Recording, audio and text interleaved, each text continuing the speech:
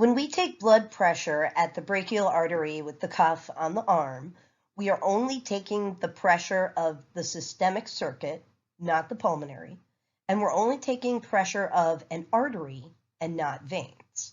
So looking back at the cardiac cycle, we know that there's systolic pressure, and that's when the heart is at its maximum pump action, creating the most pressure.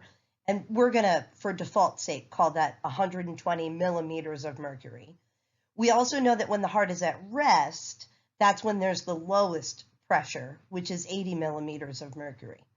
Right? And this pressure, the diastolic, it really results from afterload or the back pressure on the aortic valve.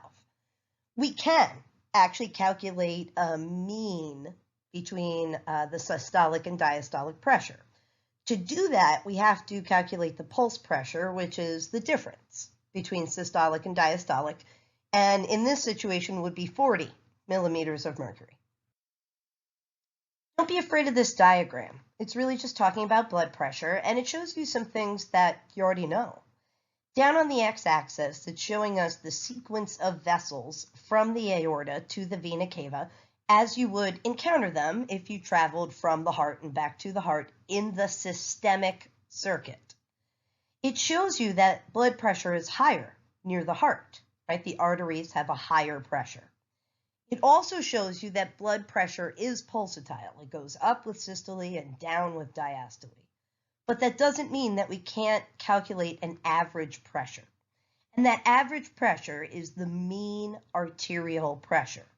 And what's interesting to note is that this mean pressure is not halfway between systole and diastole. It's a little bit more skewed toward diastole because diastole is longer in duration than systole. Okay, we're going to start talking about blood pressure. And on this slide are things that students fail to consider when we take quizzes or tests. These are things that I find that students are forgetting when we take a quiz or a test on blood pressure. So you have to remember that vessels are a closed system. What this means is that the blood in your vessels is in your vessels, unless you have a vessel that is bleeding out onto you. There should be the same amount of blood leaving the heart from both sides and going back to it. The heart is the pump here. So when we think about blood pressure, the heart creates the force that pushes blood through the vessels. Vessels themselves cause resistance. And it's the agreement between number 2 and number 3 that actually creates blood pressure. So the heart creates force, and arteries, most notably arterioles, create resistance to oppose that force.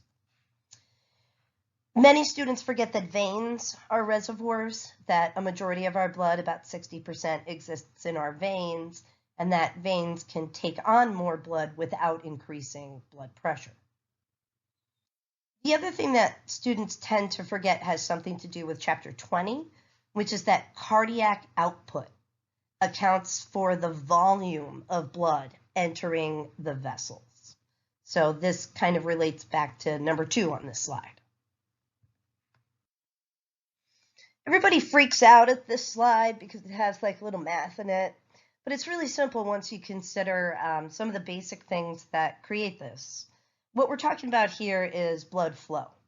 And number 1, for blood to flow, you have to create enough pressure to overcome resistance. And I like this picture up here because it shows you your vessel as like a balloon. And the cardiac output, or systole from the heart, is creating the pressure. And that's P in the center there. And then your vessels are like that little hand pinching the balloon. And that's resistance. So on the left side of the diagram, you have to create pressure to overcome the resistance on the right side of the diagram. And of course, when you do that, when you create enough pressure to overcome resistance, your blood will actually flow through your vessels. So blood flow is encouraged by cardiac output and the creating of pressure during systole. And what this does is create a gradient. Think about this for a second. blood flows from the high pressure in your arteries to the low pressure in your vessels. And that's the top number on this divisional sign here. Resistance has to do with vasoconstriction or vasodilation. Are you resisting that difference in pressure? Or are you dilating and letting all of the blood flow according to that difference in pressure? In math, in chemistry, in other sciences, we indicate difference as a triangle. So that's delta. So what we have here is that the difference in pressure, delta P, is encouraging blood flow, while resistance, R, is discouraging blood flow. Think about this for a second. If the pressure increases, if the heart is able to contract harder or create more contractility, flow will increase, right? If resistance increases, if all of your blood vessels constrict, then flow will actually decrease to your peripheral tissues. Don't be afraid of these two graphs either. They show you something that you already know. Let's look at the top graph. The top graph is showing you the same thing along the horizontal axis, that we're going to travel from the aorta through the arteries, through veins to the vena cava. And as you do so, blood vessels get small, right? We go to capillaries, but then they get big again, and really big. The vena cava is a lot bigger in diameter than the aorta. The other thing that we know is that the average blood pressure goes down as we go from the aorta to the vena cava. This is the pressure gradient, and blood flows down the gradient from high pressure in the aorta to low pressure in the vena cava. Okay, so what really does create pressure? And if you look down at this diagram down here, it's a little complicated at first, but we're going to read it from left to right. At the left, we see that we have the ventricles, right? And they're going to create a stroke volume, and that volume is going to open up those valves that are indicated there. And the blood is going to enter into the aorta and the elastic arteries, right? And that's what you see there that's ballooning out. Those arrows indicate that the aorta and elastic arteries will actually expand when the heart ejects blood into them. Over in the arterioles, we see that those vessels, the arterioles, they're the ones that provide resistance. So we have to create enough pressure at the heart to overcome the resistance of the arterioles. So in the end, pressure that the heart generates through contractility, it's a function of systole, right? It's systole, that maximum pumping that creates the pressure to push blood into the aorta. Right? And one thing that pressure depends on is how much blood gets pushed into the aorta. And that's cardiac output, right? How much blood per minute. We also have to consider how much force, right? The heart's going to generate contractility to push the blood into the aorta. That's force. And then we have to consider how elastic your arteries are. If you're young and if you're healthy, your aorta and your elastic arteries are going to expand, and they're going to allow that pressure to kind of dissipate through the systemic circuit. If you have calcification on your aorta and it doesn't expand, when the blood enters the aorta, it's actually going to increase from the pressure that caused systole. What we're talking about here, all of these pressures and everything, so really pressure is termed total peripheral resistance. In your book, there are lots of different terms depending on if we're talking about pressure in the aortas and the veins and the total circuit, which circuit. We're going to call it total peripheral resistance. This is determined by three very specific things in vessels. So it is determined by systole, but let's move into vessels now. Vessels can have vascular resistance. Vessels can have blood in it that has varying viscosity, and vessels can have turbulence. We're going to look at these three things in the next 3 slides. Vascular resistance is both difficult and easy to understand. If you don't understand it, I don't care, just memorize these rules. All right, so vascular resistance is friction that happens as blood passes through and touches the vessel wall. So it's kind of like friction as you drag something across the ground. And as you drag something across the ground, it's very difficult. But if you put wheels on something, there's less friction. It becomes a lot easier. Okay, so number one, let's consider the hose on the left side of the diagram. And as the hose becomes longer, there's more resistance from the water flowing through it, and thus pressure goes up. This is actually easy to remember because as you grow from a baby to an adult, your blood pressure naturally increases because your vessels simply get longer. The diagram on the right shows you a large PVC pipe or a large pipe. I don't know if that's PVC. I can't tell. So it shows you a pipe that is large in diameter.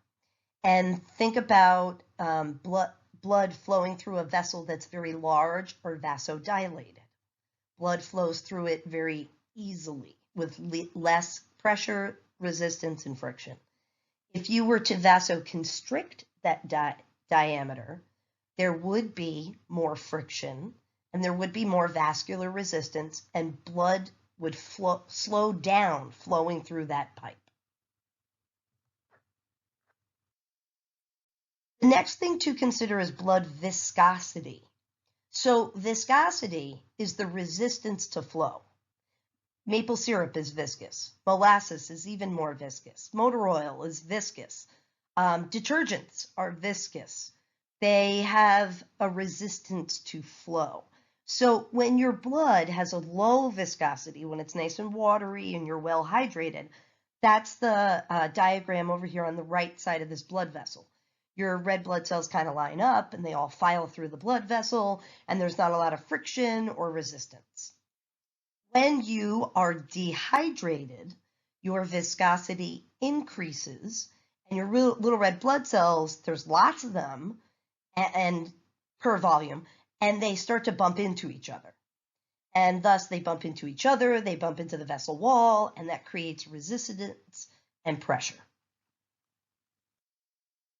The last thing to consider is turbulence, which many students confuse with vasoconstriction. Turbulence is how your blood flows through the vessels, and it has to do with plaque deposits that you can see here in the diagram on the left. Turbulence increases your blood pressure or resistance, and it really does a number on afterload, especially when turbulent plaques are located in the vessels near the heart. So turbulence plaques are like permanent vasoconstriction. And you can kind of see that over here in the diagram on the right. So you've got vasoconstriction working against you, creating more pressure. And then you've got this turbulence working against you and creating more pressure. So turbulence is like high viscosity and small vessel diameter all wrapped up in one. It's great. Okay, so now that we looked at those three things that can occur in vessels to increase or decrease the blood pressure, there's something to know about blood pressure about the organs that really control it. And the kidney is the master control. It is. The kidney is like a bottleneck. It's got lots of tiny little capillaries. It's under high pressure, and about 25% of your cardiac output goes to your kidney. So it really is the final determiner of blood pressure. Your heart plays in blood pressure because it creates the systole. And of course, your vessels play in blood pressure because they create the resistance. There are some physical forces that control blood pressure, like your cardiac output, how much blood per minute from the heart, your peripheral resistance, which is that vascular resistance, viscosity, and turbulence. And then, of course, we haven't really talked about this, but how much blood you actually have in your body, right? If you've ever been bloated, you know that you have a lot of it at that time. If you've ever been sorely dehydrated, you don't have enough of it. So volume can play a difference.